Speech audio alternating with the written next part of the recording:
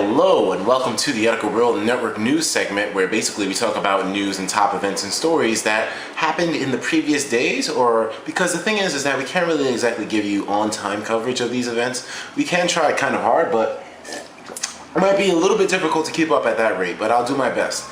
Either way, today we're going to bring you a news story that I found rather interesting, and I thought that it would be cool to bring it up with you guys because it's one of those odd stories. I mean, it's nothing really that informative or that special, but it is somewhat weird. So I figured it deserved a coverage story from today. And so what this story is basically about is, as you read in the title, a hotel in Bolivia that's built entirely out of salt. And I mean it 100%. I mean, take a look at the pictures. I mean, the hotel is literally built all out of salt. And apparently, in order to make a structure like this possible in the first place, it had to be made out of 10,000 tons of salt. Like, you know, the regular table salt that guys use.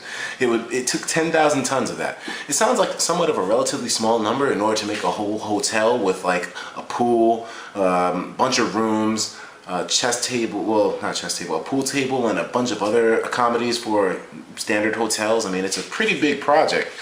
10,000 sounds like a little bit of a small amount, but then again, it probably is a lot more than I think. I mean, a ton is definitely a lot of weight.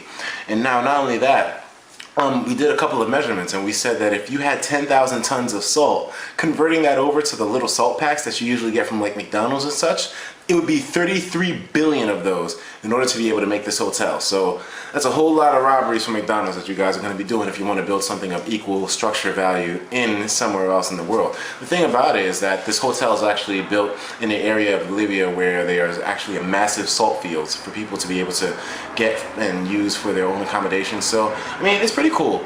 Although I have to wonder, you know, whose bright idea was it to make a hotel out of this material? I mean, I'm not trying to criticize them or their creativity, but I mean, why salt, you know? I mean, well, whatever. I mean, I haven't heard of it being done before, so I mean, at this point, I guess it's just a matter of choosing a material that no one else has built a big structure out of yet. I'm pretty sure somebody did chocolate.